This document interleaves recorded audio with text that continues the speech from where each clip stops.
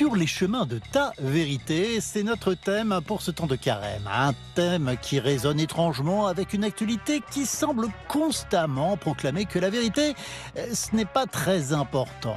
Et pourtant, certains cherchent encore à l'établir ou à s'en approcher. Aujourd'hui, le jour du Seigneur ouvre le dossier « L'histoire nous raconte-t-elle la vérité ?» Et oui, apprendre l'histoire sur les bancs de l'école, c'est plus qu'acquérir un savoir. C'est partager un récit qui définit notre identité commune, ce qui a construit notre pays, notre culture, notre monde. Pourtant, avec les années et un peu de recul, nous pouvons relativiser quelques vérités dites historiques, mais qui paradoxalement ont mal vieilli.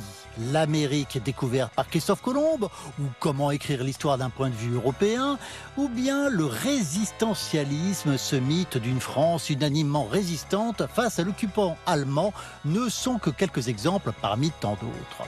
On sait bien que la part de subjectivité n'est pas toujours absente du travail des historiens, mais attention à une époque prompte à déboulonner les statues ou à être de plus en plus tolérant avec le révisionnisme. S'interroger sur la vérité historique est un sujet délicat et c'est notre dossier du jour. Un dossier qui va nous mener, bien sûr, sur un chemin de vérité. Avant de vivre la messe de ce 4e dimanche de carême, ce sera dans 30 minutes du côté de la chapelle des apprentis d'Auteuil, de la Fondation des apprentis d'Auteuil à Paris, dans le 16e arrondissement. Bonjour à toutes et à tous. Bonjour Guillaume Cuchet. Bonjour. Merci d'être avec nous. C'est un plaisir de vous recevoir sur le plateau du Jour du Seigneur. Vous êtes historien, professeur d'histoire contemporaine à l'Université Paris 1 Sorbonne, spécialiste de l'histoire du catholicisme. Vous avez écrit de nombreux livres, dont cet ouvrage de référence « Comment notre monde a cessé d'être chrétien ». Vous avez écrit de nombreux ouvrages par ailleurs. Votre petit dernier, car petit en format, « La France au 19e siècle », belle synthèse de ce siècle ô combien dense, où des régimes passent plus vite que les hommes, aux éditions Calipe. Je précise aussi que vous êtes croyant. C'est important ce matin pour nous. Alors, dans l'éditorial, on a entendu parler de vérité historique. Est-ce que, pour vous, il y a des vérités historiques ? J'espère qu'il y en a, parce qu'on travaille à les établir, mais elles sont relatives à une documentation, à un historien qui les définit, à un temps qui est plus intéressé par certaines questions que par d'autres. Donc il y a une certaine relativité de ces vérités historiques. Elles sont susceptibles d'être précisées, complétées, infléchies, mais on ne peut pas abandonner comme horizon le travail de l'historien, le dessein de l'établir jusqu'à un certain point. Mais qu'est-ce qui fait la vérité de l'histoire ? Est-ce que ce sont des faits et uniquement des faits ? Alors il y a des faits, il faut établir des faits. Ça, c'est encore d'ailleurs le point sur lequel on peut le plus facilement se mettre d'accord entre collègues, parce qu'il y a des méthodes pour les établir. Il y a des règles de critique que l'on essaie de suivre tant bien que mal. Mais il n'y a pas que des faits, malheureusement. Quand on a établi des faits, c'est ça qui est compliqué. Ensuite, il faut les expliquer. Et parfois, là, le niveau de certitude atteignable en matière d'explication est beaucoup plus est bien moindre. Alors ça dépend complètement. Si on a expliqué la variation des prix du blé sur les marchés au XVIIIe siècle, on doit pouvoir y arriver. Mais quand on a expliqué la Révolution française ou le Concile Vatican II, on est devant des phénomènes qui ont des explications multiples, dont certaines sont évidentes, d'autres pas du tout. Donc l'explication, c'est déjà plus problématique. Et puis, je dirais, le troisième niveau, l'interprétation. Alors là, la part de la subjectivité est plus grande encore. Donc, les faits, on peut y arriver. L'explication, c'est plus compliqué. L'interprétation, c'est plus subjectif. C'est cette vérité-là qui vous intéresse en tant qu'historien. Personnellement, la vérité, il y a une quête pour vous, ça compte. Guide-moi sur les chemins de ta vérité. Je rappelle que c'est le thème de notre carême. Oui, bien sûr, la vérité, mais aussi, je dirais peut-être que la question la plus spontanée pour moi, mais je pense qu'il y a plusieurs profils d'historiens, mais c'est quand j'assiste à quelque chose, ma question spontanée, c'est de quand ça date, ça. C'est-à-dire que donc je vois quelque chose qui n'est pas du tout un réflexe naturel pour j'allais dire, le grand public. On a tendance à vivre au présent, ce qui est bien normal. On a des décisions à prendre dans le présent, donc la vie fait qu'on efface assez vite le fil chronologique. L'historien, c'est celui qui établit des chronologies. C'est peut-être sa spécificité, c'est de mettre les choses dans l'ordre.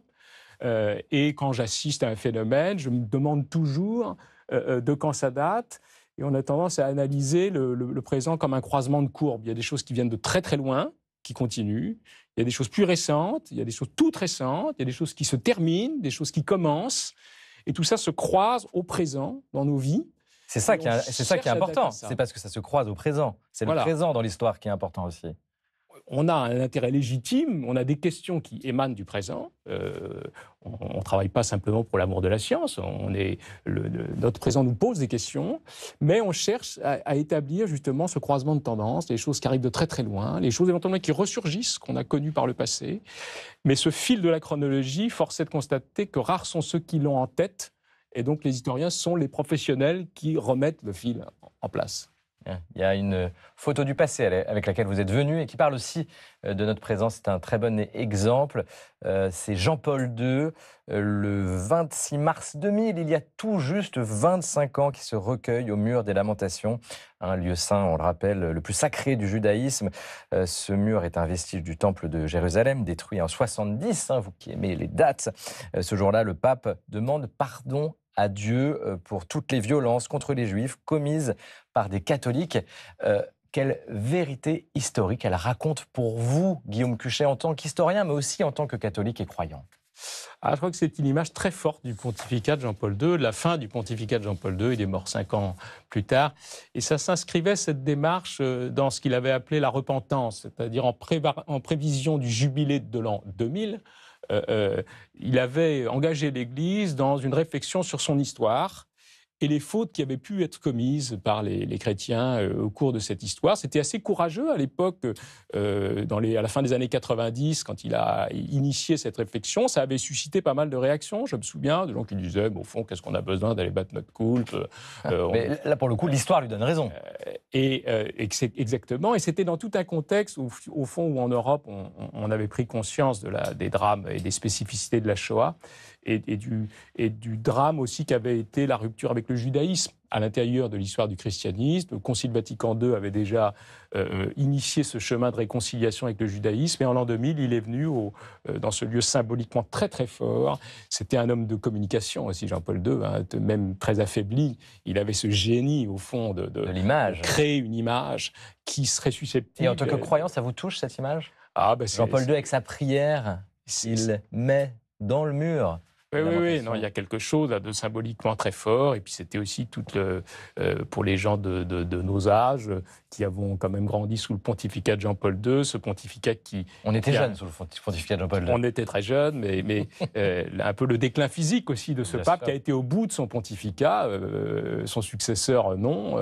Celui d'après, on verra. Benoît XVI et François maintenant. Là, il s'agissait d'aller au bout avec courage et en affrontant à la fois l'histoire de l'Église dans ces zones d'ombre en même temps que ces lumières. François, donc l'un de ses successeurs, s'intéresse aussi à l'histoire, notamment l'histoire de l'Église.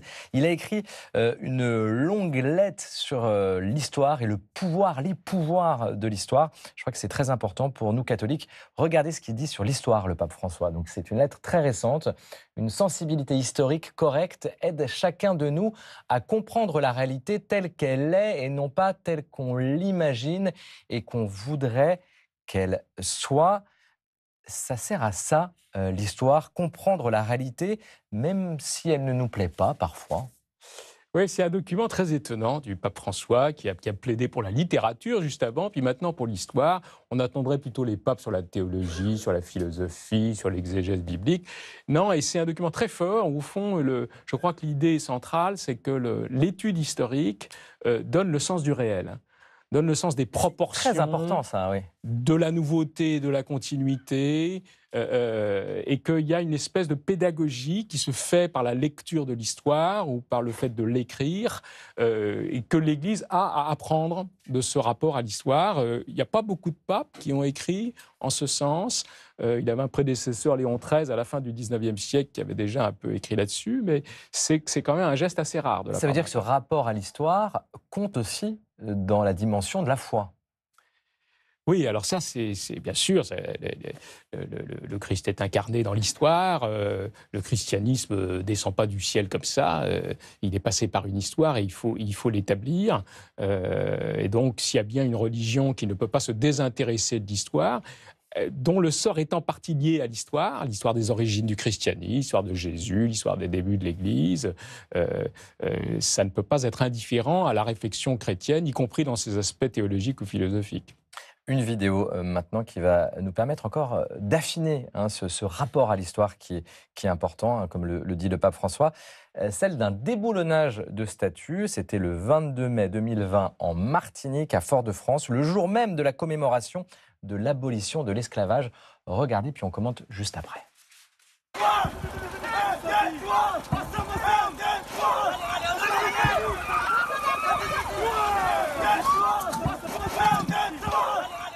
Et mine de rien, ce sont quand même des images violentes. Alors, on précise le contexte. Ce sont des militants anti-héritage colonial qui détruisent cette statue de Victor Schœlcher, un homme d'État français du 19e siècle, bien connu, considéré pourtant comme l'un des hommes politiques qui a permis l'abolition de l'esclavage. Et pourtant, ces militants détruisent cette statue, la font tomber. Ça veut dire qu'on n'est pas d'accord avec le récit de l'histoire. En tout cas, l'histoire, selon le point de vue, n'est pas la même. Oui, des statues qu'on déboulonne... C'est très à la mode, ces statues qui sont déboulonnées. Alors, c'est à la mode, c'est pas nouveau. Des statues qu'on déboulonne, à chaque révolution, on déboulonne des statues. Alors, il faut le rappeler. Mais c'est vrai que ces derniers temps, on en voit beaucoup. Ce qui est nouveau, là, c'est plutôt, effectivement, par exemple, qu'on déboulonne la statue de Victor Schœlcher, qui, jusqu'à une date relativement récente, de l'esclavage, passait pour un des grands promoteurs de l'abolition de l'esclavage. Je l'ai appris comme ça à l'école, voilà. Donc là, il y a quelque chose d'un peu plus étonnant. Alors, c'est tout ce qu'on appelle la cancel culture, la culture de l'annulation, qui est devenue un petit peu à la mode sur les campus américains et puis qui a fait un peu école au-delà. Bon, moi, ça me laisse un peu perplexe parce que j'ai tendance à penser qu'il faut que chacun fasse son travail. C'est-à-dire que les historiens font le leur.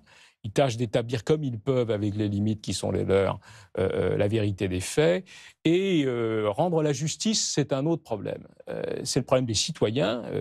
Il peut y avoir un mélange des genres. Et là, je trouve qu'il y a un mélange des genres. Même si la demande peut être très légitime, mais il ne faut pas la poser peut-être sur un plan historique pour vous. Voilà. Et puis, ces déboulonnages très spectaculaires, le fait est que ça suscite des réactions contraires, du coup. Donc, ça aggrave en quelque sorte les antagonismes. Alors que généralement, l'histoire, les sociétés se débarrassent des aspects embarrassants de leur passé, j'allais dire discrètement et progressivement. Voilà. Quand vous refaites la place, vous enlevez la statue, plutôt que de la déboulonner devant les caméras, au risque de vous aliéner la moitié de vos spectateurs. Ouais. Je trouve que là, dans la méthode, il y a quelque chose de pas très productif, à mon avis, si l'idée, c'est de rendre justice dans l'histoire. On va voir une autre photo pour explorer un autre pouvoir de l'histoire. C'est mai 68, une période que vous connaissez bien, Guillaume Cuchet. Vous êtes d'ailleurs venu déjà sur ce plateau pour parler des chrétiens et mai 68. Et dans ce livre, vous vous êtes longuement penché sur les raisons du déclin du catholicisme en France depuis les années 60. On dit souvent que mai 68 a entamé le déclin de l'Église, en tout cas de la pratique religieuse en France. Est-ce que c'est vrai? Est-ce que l'histoire confirme cette intuition? Alors oui, non, c'est un événement très important dans la société française et dans l'Église de France par la même occasion. Mais ce que j'ai essayé de montrer dans ce livre et que j'ai découvert dans des archives très riches, qui sont des archives de l'Église de France, qui avaient été réunies par un sociologue qui s'appelait le Chanoine Boulard, qui était le conseiller de l'épiscopat. Il avait compté les pratiquants dans tous les diocèses de France, fait des cartes pendant 20 ou 30 ans. Et quand on regarde cette documentation, on s'aperçoit que la dégringolade de la pratique religieuse est un peu antérieure à mai 68 et qu'elle a connu une sorte d'inflexion assez brutale au milieu des années 60, juste avant. Alors évidemment, à distance, c'est un peu difficile de distinguer les deux. C'est tellement proche qu'on a envie de rassembler ça dans un événement commun. Mais justement, le fait d'établir une chronologie fine permet de montrer qu'il y a eu une espèce de décrochage au milieu des années 60 qui a été amplifié par 68, mais qui n'a probablement pas été créé. C'est intéressant ce que vous dites. C'est-à-dire, on a vu un déboulonnage de statues tout à l'heure. Le travail de l'historien, c'est aussi de déboulonner peut-être des idées reçues, des intuitions qui peuvent être partiellement justes ou partiellement fausses. Oui, alors soit on a une idée et on va tâcher de la vérifier dans la documentation, soit c'était plutôt mon cas, c'est en travaillant sur cette documentation et en établissant la chronologie que je me suis aperçu que la thèse officielle, si je puis dire, ne marchait pas bien. C'est-à-dire qu'elle n'était pas complète. Certes, il y avait évidemment un effet 68 qui était très spectaculaire, mais qu'il s'était passé quelque chose juste avant. Et là, j'ouvrais un peu une boîte de Pandore parce que j'étais obligé de m'interroger sur le rôle du Concile Vatican II dans le décrochage de ses courbes, ce concile qui avait été conçu pour relancer le catholicisme et qui n'a pas tout à fait atteint ses objectifs. Et donc, j'arrivais sur un terrain, je dirais, de thèses un peu surdéterminées, de thèses un peu traditionnalistes, dossiers délicats. Les historiens ne sont pas en extraterritorialité, ils sont surtout les historiens croyants, ils sont immergés dans ces discussions. Et donc, assez rapidement, on ne sait pas trop si vous soutenez une thèse scientifique ou une thèse un peu idéologique qui vous arriverait d'ailleurs, une thèse personnelle. Bon, donc, ça avait donné lieu, ce livre a donné lieu à beaucoup de discussions de ce point de vue-là. Mais objectivement, moi qui n'avais aucun a priori dans ce domaine, c'est vraiment ma documentation et l'établissement de la chronologie qui m'a montré qu'il s'est passé quelque chose avant 68. Voilà. Et qui avait probablement un lien avec le Concile, même si ce lien n'était pas celui que les traditionnalistes imaginaient. Ce qui veut dire que ça demande du travail pour atteindre évidemment la vérité. Ce n'est pas juste de l'intuition. Pendant notre carême, où je vous le rappelle, nous empruntons des chemins de vérité, nous retrouvons chaque dimanche le frère dominicain Lionel Gentric. Nous lui avons demandé de choisir une figure spirituelle qui se saisit d'une manière ou d'une autre de cette question de la vérité. Aujourd'hui, un étonnant moine historien. Regardez.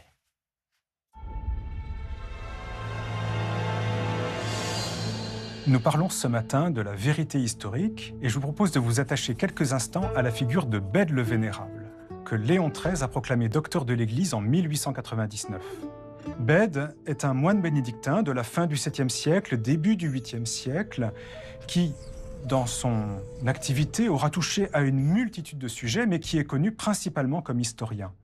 En 731, il a produit une histoire ecclésiastique du peuple anglais, dont l'objet principal est de raconter l'arrivée du christianisme en Angleterre, mais qui va constituer en fait une véritable histoire nationale de l'Angleterre sur plus de 8 siècles, de ces histoires capables de forger l'identité d'un peuple. Ce qui est remarquable avec cet ouvrage, c'est que Bède va recourir à de multiples sources, à de multiples préoccupations, et qu'il va produire, avec un très grand souci de précision dans la chronologie, une histoire remarquablement innovante par sa méthode. Bède n'est pas seulement un historien, c'est aussi un scientifique.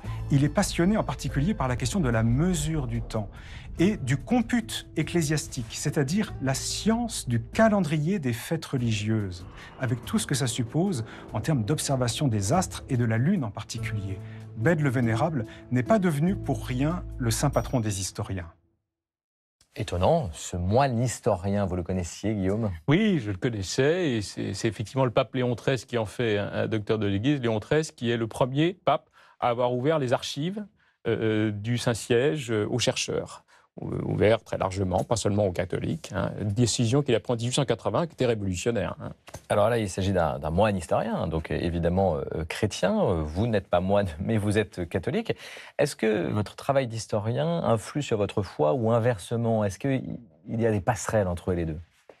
Oui, il y en a dans la recherche de vérité, peut-être. Il y en a forcément. Je dirais, moi, j'ai eu deux impressions quand j'ai commencé. La première, c'est que je travaillais sur l'histoire des formes de la piété, les formes anciennes.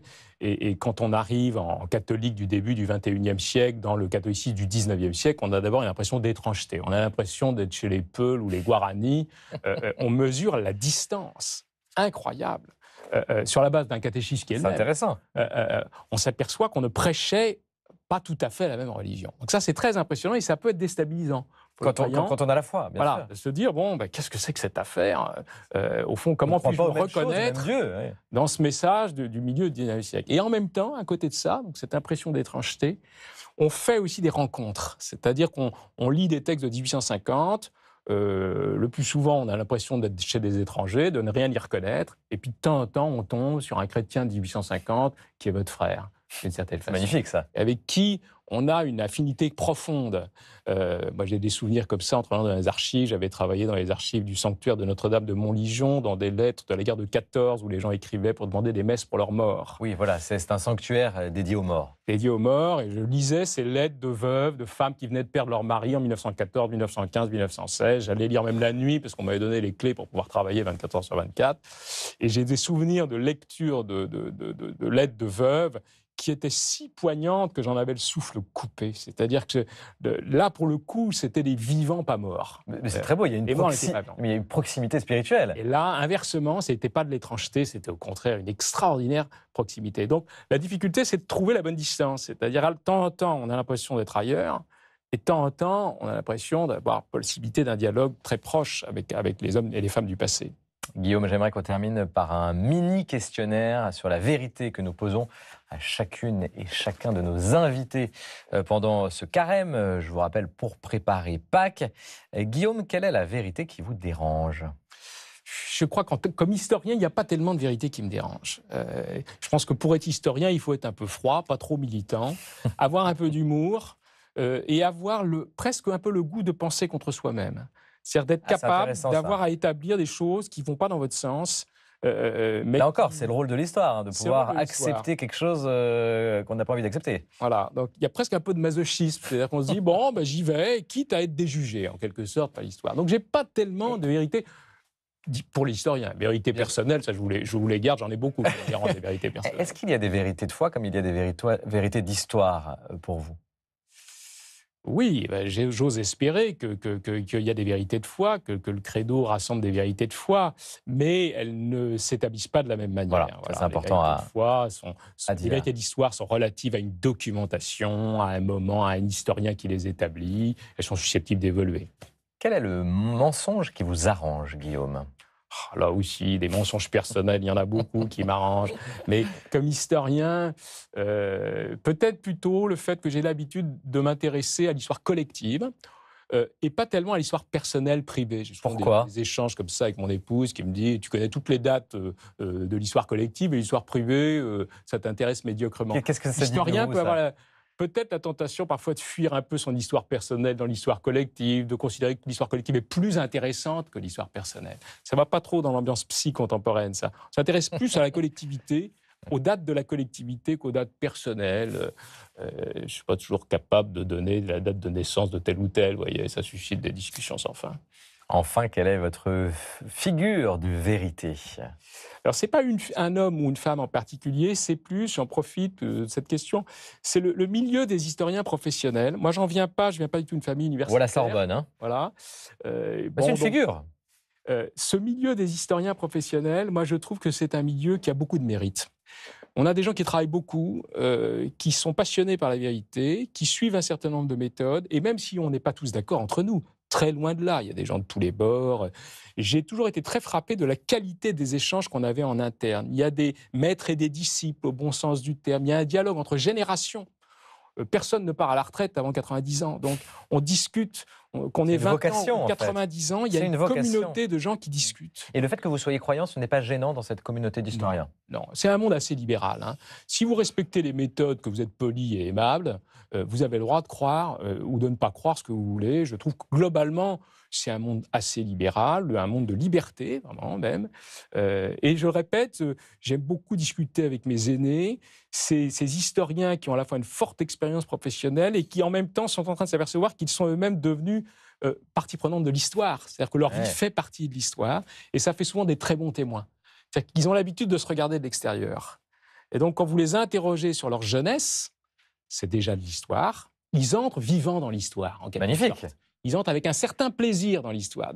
Ils prennent rang dans la série en disant « je suis là, j'arrive de là et je vais m'arrêter à ce moment-là probablement ». Et ça, je trouve ça toujours très émouvant et très intéressant de leur part, ces témoignages d'historiens qui sont des témoignages très précieux. Guide-moi sur les chemins de ta vérité. Je vous rappelle que c'est le thème de notre carême inspiré du psaume 24. En quelques mots, Guillaume, cette phrase, comment elle vous parle personnellement ? Comme un programme de travail, en plus que d'être d'un programme personnel. Merci Guillaume, vous restez avec nous, il est temps de passer à la culture. Et la culture chez nous est toujours très bien portée par Constance de Bonaventure. Bonjour Constance. Bonjour. Et bien sûr, votre chronique s'intéresse à ce matin à l'histoire. Il y a beaucoup de choses. Alors je vous propose de démarrer par une expo qui a lieu en ce moment à Paris, au musée de l'Armée, un exil combattant, les artistes et la France, 1939-1945. Alors c'est une expo qui s'intéresse à un sujet finalement assez peu connu, tous ces artistes et ces intellectuels qui sont partis en exil au début de la Deuxième Guerre mondiale et qui ont continué pour autant à mettre leur créativité au service de la liberté. On va regarder un extrait de la bande-annonce de l'expo.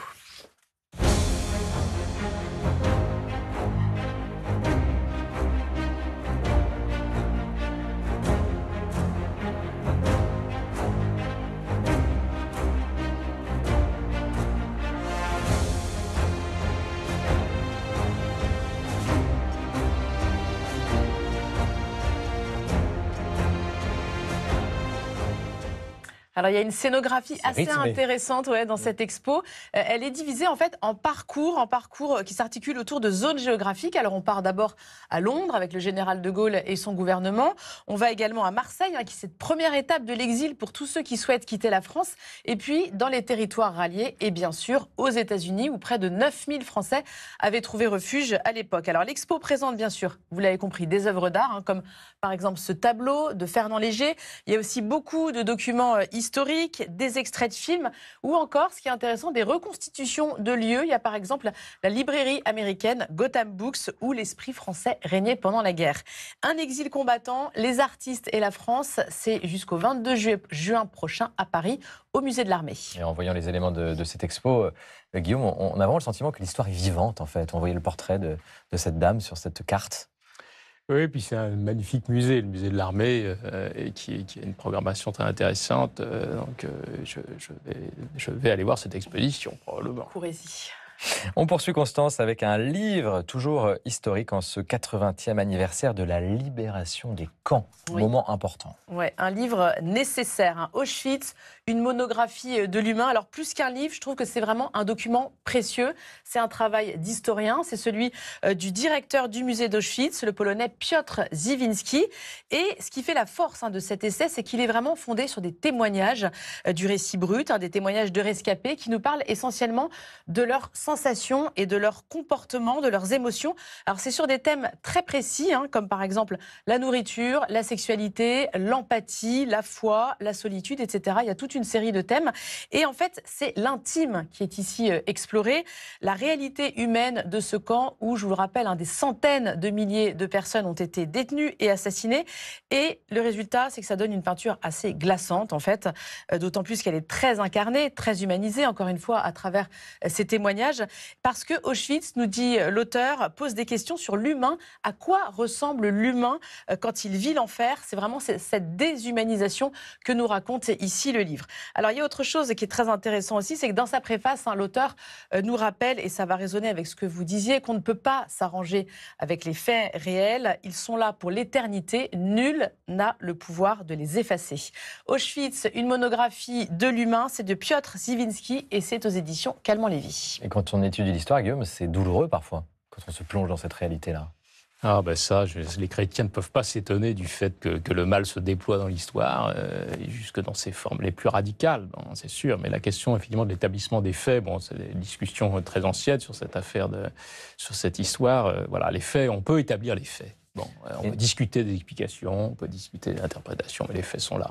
Et nous serons en direct d'un camp de concentration au mois de mai, le camp de Flossenburg. Ça sera donc en mai et c'est en Allemagne. Merci Constance. Place maintenant au patrimoine comme chaque semaine. Oui, et vous le savez, en ce temps de carême, nous nous intéressons aux différentes représentations du désert. Alors ce matin, nous sommes en Alsace, à Wattwiller, dans l'église Saint-Jean-Baptiste, consacrée au XVe siècle. Elle est l'une des plus anciennes églises du Haut-Rhin et elle dispose, vous le voyez, d'un très beau maître-autel orné d'un magnifique retable en bois polychrome qui date de 1901 et qui se lit de droite à gauche. En position fermée, il évoque la nourriture spirituelle où l'on voit à droite le peuple hébreu recevant la manne céleste et à gauche la scène. Et en position ouverte, il raconte la vie de Saint Jean-Baptiste en 4 tableaux. Le premier relate sa naissance et sa circoncision. Le second, sa prédication dans le désert. Vous voyez ici Jean-Baptiste qui prêche la pénitence, la repentance devant un parterre père de fidèles et qui les appelle à la conversion. C'est une scène qui a été représentée à de nombreuses reprises dans l'art et qui nous rappelle que le désert est aussi le lieu de la rencontre avec Dieu. Et que c'est beau. Merci Constance, à dimanche prochain. Merci Guillaume. Merci à vous. Restez avec nous pour la messe que nous célébrons tout de suite, comme d'habitude, en direct à Paris, dans le 16e arrondissement, du côté de la chapelle de la Fondation des apprentis d'Auteuil, chapelle bien sûr dédiée à Sainte Thérèse. Regardez.